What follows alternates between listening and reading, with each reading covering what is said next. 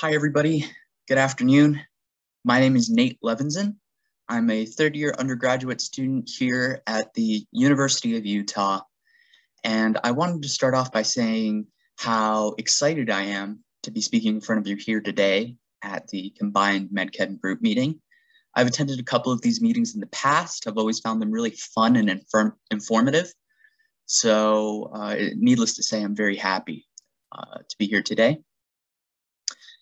As for my agenda today, I thought it might be nice to take a little bit of a break from the rigorous world of PChem and ice nucleation and talk a little bit about a story that I find particularly interesting in our field of computational and pharmaceutical chemistry. This story is to do with the drug Dorzolamide.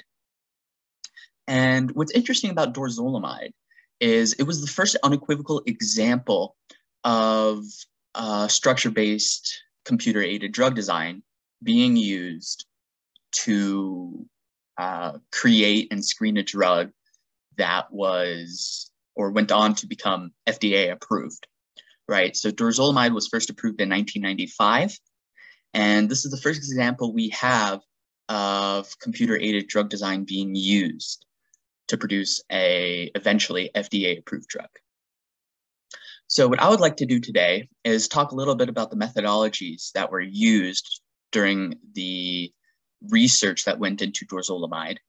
And by doing that, I hope to provide a pretty interesting context for the tools that we use on a daily basis here at the Department of MedChem and at CHPC. You know, this is a very particular use case that I find incredibly interesting. And I hope this makes for a fun and hopefully quick presentation. So without further ado, let's begin talking about Dorzolamide and computer-aided drug design.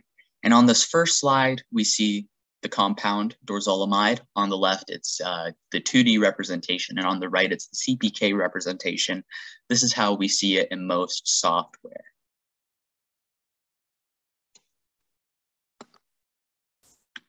So I just wanted to start off this presentation by talking a little bit about the motivations behind it. You know, why is it interesting and important to use Dorzolamide to talk about something like computer-aided drug design or CAD? So it's no secret, drug design is expensive and an incredibly laborious process. Semi-synthetic compounds have only really been around since the last century. And those first generation compounds often lacked safety and efficacy. As a result, a lot of these first generation drugs had to undergo additional steps of optimization.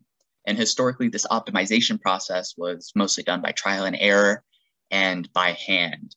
This means that the drug optimization process was very expensive, very time consuming. This was, of course, until rational drug design came around. Right around the adaptation of computers. So like all data handling procedures, computers have become a ubiquitous part of drug design as a whole, especially computer-aided drug design, since the 1980s. And it is this crossover between computational and pharmaceutical research that is typically designated as computer-aided drug design, right? And the central approach of computer-aided drug design is to help in the development of compounds which bind tightly to their biological targets with significant reduction in free energy, as well as improved ADME properties, ADME being absorption, distribution, metabolism, excretion. And those are also factors we pay pretty close attention to throughout the development of drug design. And it just so happens that computers can be utilized to proving the ADME properties of compounds as well as developing them. So now that we know a little bit about what CAD is, let's talk about what Dorzolamide is. So Dorzolamide, like I mentioned in the first slide, was the first drug to result from computer-aided drug design.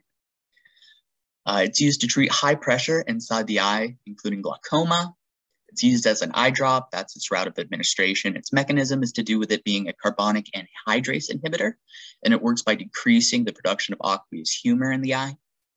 And some interesting notes about dorzolamide as a drug. It was first approved for use in the United States in December 1994. And in 2017, it was the 281st most commonly prescribed medication in the United States with more than 1 million prescriptions. And at the bottom of this particular slide for the figures, we see dorzolamide and CPK on the left, and on the right, we have the carbonic anhydrase, PDB. This is how we see it in the protein data bank. So now that we understand a little bit about the background behind this presentation, let's get into the nitty-gritty behind the methodologies that were implemented for this particular drug. So before we go any further, we need to first talk about the differences between structure-based and ligand-based drug design. These are two approaches that can be utilized quite readily for the research and design of drugs, but they do have certain differences that are important to keep in mind. So before we start in our process of computer-aided drug design, we first need to identify our target. We'll talk about that next. But afterwards, we enter the bona fide realm of computer-aided drug design. And we are left with two options. We could pursue structure-based or a ligand-based approach. Now, with a structure-based approach, the structural information of the drug target is exploited for the development of its inhibitor. This means that receptor structures are a prerequisite for this method. Commonly used approaches for deriving this information would be NMR and X-ray crystallography. However, if these two approaches don't really work out, you can pursue homology modeling, threading. There are plenty of options that way as well. But the main takeaway is three-dimensional structural information of the drug target is known a priori before pursuing structure-based drug design. This is in contrast to ligand-based drug design, which is used in the absence of three-dimensional information to do with the drug target, and mostly relies on knowledge of molecules that bind to the biological target of interest. This is more building on prior knowledge that we've already derived from things like knockout studies, for example. Additionally, you can pursue computational approaches for determining ligand-based drug design. These computational approaches include quantitative structure-activity relationships, or QSAR, and pharmacophore modeling. Additionally, you can use things like machine learning for enhanced predictive models suitable for lead identification and optimization. As far as the figures are concerned, I'm talking about the ones justified to the right of this particular slide. For structure-based drug design, we have a cute little NMR spectra. And for ligand-based drug design, we have a huge X on our NMR spectra. This is again emphasizing the point that the structural information is a prerequisite for pursuing structure-based drug design, whereas in ligand-based drug design, you can almost get around it. Now, as an interesting note, when I was doing my literature review for this particular presentation, I found that structure-based drug design is referenced far more frequently than ligand-based drug design when discussing specific examples of computer-aided drug design in pharmaceutical and computational chemistry. Additionally, dorzolamide was created using a structure-based approach. So going forward throughout this presentation, we'll be focusing more on the structure-based side of things. But again, this isn't to discount the ligand approach because that can be equally viable as well. So as promised, before we even enter computer-aided drug design, we need to first identify our target. This is the process of determining whether or not our hypothesized drug target is even druggable in the first place and the various properties that go along with that.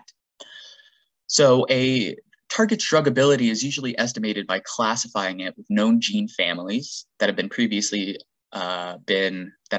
been successfully targeted with drugs. So again, this is building on our prior knowledge, and this is more of a comparison between our hypothesized drug target and similar targets that could potentially have similar mechanisms. And once again, we need to make sure that a target is druggable in the first place before we start pushing all this time and money in the development of pharmaceuticals. There are several different computational approaches that can be taken for target structure identification. These include bioinformatics, reverse docking, protein structure prediction, and various computational aspects of target druggability. And the main points or the main parameters for identifying target structures are to first identify cavities or pockets on the structure. Second, to calculate the physiochemical and geometrical properties of the structure. And finally, to assess the properties as they fit into an already known training data set of druggable targets. And this is again to do with machine learning and its comparison between our hypothesized drug target and similar drug targets.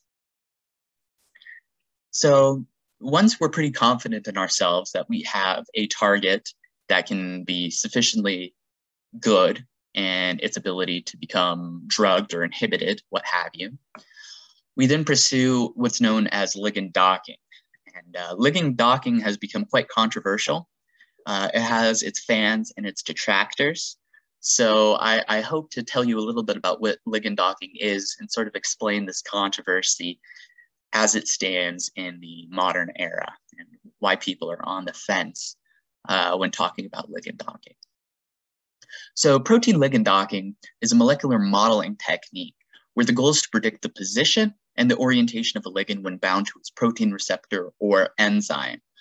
And most pharmaceutical research employs docking techniques for a variety of purposes, including virtual screening of large drug databases in order to determine likely drug candidates. So it's a pretty useful tool with many different use cases. An interesting thing with docking is it implements what's known as scoring. So in order to make optimal use of limited computational resources, scoring functions were developed for molecular docking to rapidly predict how strong the binding is between a chemical compound and its target protein or macromolecule. Scoring functions are usually composed of different terms to describe different intramolecular interactions and their contribution to the overall binding strength. However, the predicted values are not always the true binding free energy change. To overcome this problem, several approaches have been used to calculate more accurate binding free energies and binding affinities. For example, and many of you might have already heard of these approaches in the past, free energy perturbation, thermodynamic integration, there's MMPBSA and lambda dynamics and recent memory. And these are all additional calculation steps that we can take in order to derive a more accurate representation of change in binding free energy. A little bit about the thermodynamics and kinetics to do with docking. So drugs are usually thought to have a better therapeutic effect the higher the binding affinity is to the drug target and the longer the residence time of that compound or ligand is in the particular docking site or binding site. And again, binding free energy is determined by the change in Gibbs free energy. Some interesting notes to do with this particular calculation is that both binding enthalpy and entropy change are correlated with atomic interactions, but to achieve a balance between these two terms, it is difficult while performing optimization of drug candidates, for example. So really in this context, more research needs to be done. And if there's anybody in the audience who's particularly interested in the thermodynamics and kinetics of calculating free energy change when extrapolating data from ligands, this is an incredibly urgent and active field of study. After we pursue our docking phase, we usually begin on our de novo drug design, which means from the new. So we can readily implement computational tools to analyze protein active sites and suggest potential compounds that potentially could be effective binders for any particular site. Now, those more grounded in traditional pharmaceutical chemistry might be familiar with Lipinski's rule of fives, things like no more than 5 hydrogen bond donors or 10 hydrogen bond acceptors or no more than 500 Daltons in molecular mass, etc. A lot of those principles are retained when moving into the realm of computation. But computation allows us to do a couple of additional cool things from the chemical perspective. This is mostly built upon combinatorial chemistry, wherein we can start with a single compound and create an exponential amount of modifications to that compound in order to modulate various features that affect binding affinity. Some common approaches that are typically used in de novo drug design, computationally speaking, are fragment location methods, where one determines desirable locations for atoms or small molecules within the active site. There are things like site point connection methods, which determines locations or site points and then places fragments within the active site so that those locations are occupied by suitable atoms. Additionally, just to list a couple of other interesting options that one might want to pursue. We have sequential buildup methods, whole molecule methods, and random connection methods. Again, this is a lot to do with retrosynthetic analysis and combinatorial chemistry, wherein we rapidly build up molecules from fragments or even from atoms. And this is just to enhance our drug library in order to screen better candidates. Next, we move on to molecular dynamics. And in this particular group, I understand a lot of us are familiar with molecular dynamics. It is very near and dear to our hearts. So I won't talk too much about what molecular dynamics is. For those who are less familiar, molecular dynamics is a computer simulation method for analyzing the physical movements of atoms and molecules. So those atoms are allowed to interact with each other for a fixed period of time, giving a view of the dynamic evolution of the system as a whole. So in a lot of common approaches for molecular dynamics, trajectories of atoms and molecules are determined by numerically solving Newtonian equations of motion. It's essentially a nifty little trick we use where we take things like Hooke's law, which are fundamental for wave equations in the field of quantum mechanics and quantum chemistry, and we reduce them to readily solvable differential equations, things like Hooke's law. And by modeling things like very complex waves and atoms beyond the hydrogen atom as, for example, atoms as balls and covalent bonds as springs, right? Using that reduction and simplification, we can solve these huge systems of dynamical atoms and macromolecules quite readily using traditional computational techniques or numerical methods. And this has proven very, very effective for many different aspects in computational chemistry, biology, and even material science and physics. So how do we actually perform this sort of simulation? Well, in order to answer that question, I think it's important to make a quick note about force fields. So a force field refers to a functional form and a parameter set used to calculate the potential energy of a system of atoms, right? And we're talking about huge systems of potentially millions of atoms. So the parameter chosen for energy functions may be derived from experiments in physics and chemistry, calculations in quantum mechanics, or a combination of both. Force fields are interatomic potentials that utilize the same concepts of force fields that we see in classical mechanics, with the difference being that the force field parameters in chemistry describe the energy landscape. However, working with force fields can be a little bit precarious. And what I mean by that is a lot of the original force fields were not polarizable, meaning they were not perturbed with the addition of an external magnetic field. And this is a problem when trying to derive really, really accurate outputs from simulations that are supposedly modeling real physical systems. So a recent trend has been to edit a lot of the pre-existing force fields and insert polarizability terms to those force fields. In the year 2021, polarizable force fields are quite a mainstay in molecular dynamics, but it's important to notice that we are still not perfect in our force field development, and this is yet again another very active field if you're particularly interested in things like force fields. It's a very active field of study. Another limitation of using molecular dynamics is we can't really perform what one might call more traditional chemical simulations, meaning the breaking and forming of covalent bonds. Now, this is unfortunately a limitation that's inherent with force field-based simulations, since chemical bonds cannot be broken or formed in molecular dynamics. Lucky for us, there are several approaches that can be utilized in order to get this sort of reactivity to appear in our simulations. One very popular method is QMMM. And what QMMM does is it treats a very limited portion of the macromolecular drug target with a higher degree of accuracy. Think levels of theory in quantum chemistry. And when we interpret small pieces of a macromolecule or protein or drug target, whatever that might be, in terms of these really accurate levels of theory, we can all of a sudden predict things like covalent bond breaking and forming. However, this can be a little bit computationally expensive. So, plan accordingly.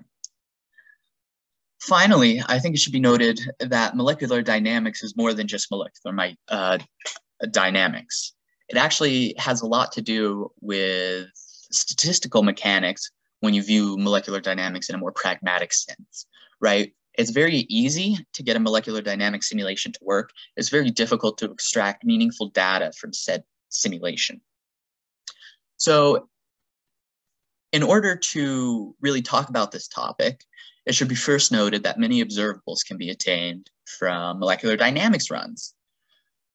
These parameters that can be obtained include things like internal energy, pressure, and heat capacity. However, the key thermodynamic quantity in drug design, as we mentioned previously, is the protein ligand binding free energy change.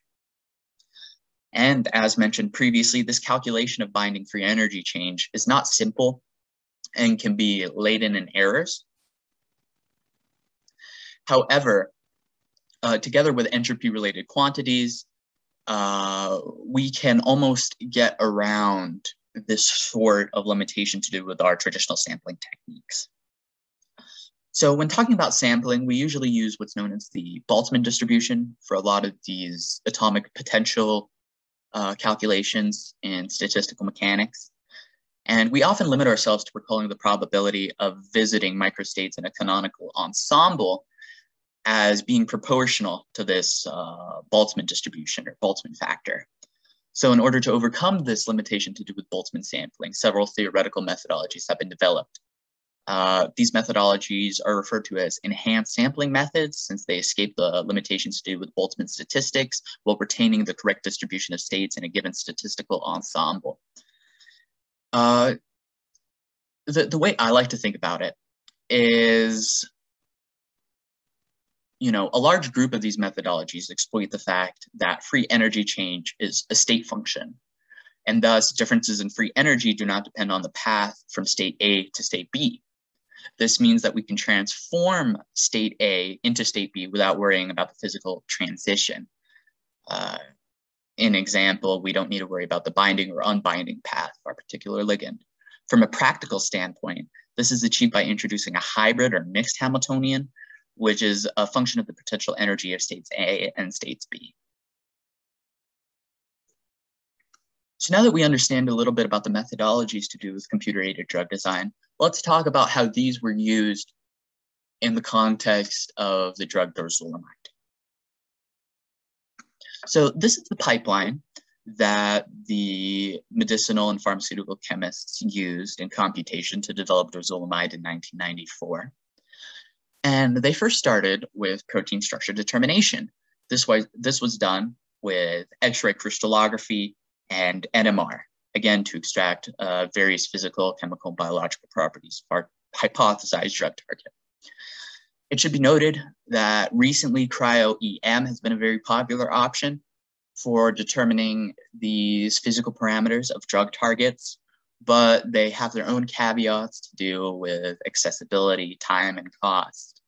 Again, in 1994, the cryo-EM technology wasn't really available, so these researchers used X-ray crystallography and NMR.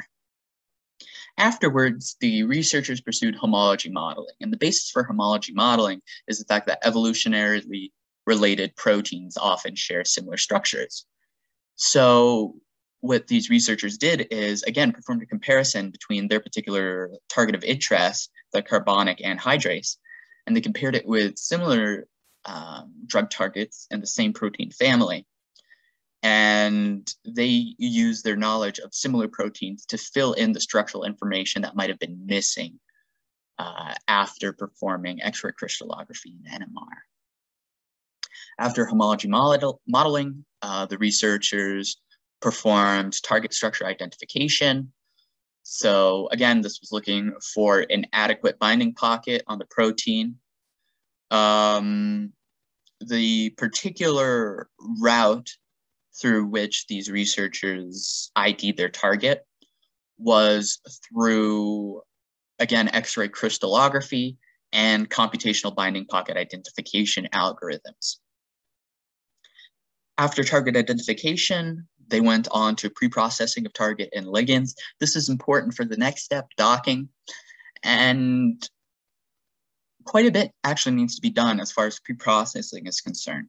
So with things like NMR and X-ray crystallography, we note that protonation states are often not included in the final output of X-ray crystallography.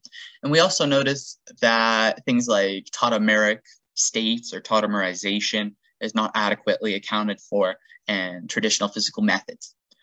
What this means is before we conduct our first round of simulations with docking, we need to explicitly add our protonation states and our various tautomerization states. One final thing that is quite interesting is, unlike molecular dynamics, where we deal with explicit solvents, with docking, we deal with implicit solvents, meaning we don't really have single water atoms or molecules floating around in our complex when we perform this docking simulation. And this leads to a couple of bumps on the road, let's say. So for example, like I said, we use implicit solvent. So we remove all the explicit solvent in pre-processing our drug target or macromolecule. However, water in drug binding pores often forms networks of hydrogen bonding, which could have significant implications on how drugs bind to their targets in vivo or in reality, right? So when we remove these waters, we potentially alter the various binding parameters that occur within our hypothesized binding pocket. And it's really impossible to know how many waters to add on the flip side. So by removing the water, we encounter problems, and by adding the water, we encounter problems. So it's very important to be careful when pursuing docking because of all of these considerations, right? It's one thing to perform a simulation, it's another thing to perform a simulation adequately well where the results are meaningful.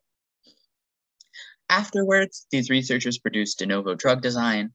Again, this is combinatorial chemistry and retrosynthetic analysis. Particularly, these researchers used fragment scaffolds, which is forcing certain structural features of a molecule into the binding pocket and then building particular substitutions off of that fragment or off of that scaffold that was almost stapled into the binding pocket. Afterwards, structure-based virtual high-throughput screening was conducted. And this is essentially where the researchers built a huge library of potential drug candidates. And one by one, very quickly, screened these drugs in silico for an estimation of change in binding free energy. Once these targets are screened and the scores and various binding affinities are determined, different compounds can be ranked in order of their efficacy and moved on into the molecular dynamics phase. And molecular dynamics phase provides us with a more rigorous understanding of, again, this binding free energy, this most important term when talking about developing small molecule pharmaceuticals. From molecular dynamics, thermodynamic integration and free energy calculations were derived. And the hope for this is now we finally have a somewhat adequate number to represent our reduction in binding free energy, where we can hopefully more accurately rank our various drug candidates. Once we have a sufficiently large number of drug candidates to move on to the subsequent step, we perform the lead optimization and assessment of ADME and drug safety. Again, this can be performed either in vivo or in silico, either in alive subjects or on the computer. These particular researchers performed this particular calculation on the computer. This is, again, to assess absorption, distribution, metabolism, excretion, and drug safety. It's a good benchmark to have when you move on to the preclinical trials of any new drug, because you really should have a ballpark for the additional research you'll be collecting in the non-computational phases. For the sake of completeness, I think it's important to fill in the rest of this story. So Dorzolamide then entered preclinical trials. Afterwards, the manufacturer of Dorzolamide, I think this was Merck, the pharmaceutical house, they applied for an investigational new drug application with the FDA, which was then approved. They went through FDA trials 1 through 3. They were approved to market, then conducted phase 4, which is the post-marketing safety analysis. And to this day, we still have Dorzolamide, both in the trademarked and generic version now, since the IP has sort of expired, you know, with it being in 1994 and all. And that's really the story of Dorzolamide. And I just want to emphasize how important I think this particular story is for our field. On one hand, it's important to understand the past. You know, how did various professionals in pharmaceutical and computational chemistry use the tools they had at the time to develop novel therapeutics and drugs which have the potential to alter and save lives? And on the other hand, it's important to understand our past to understand the future trajectory of this particular field.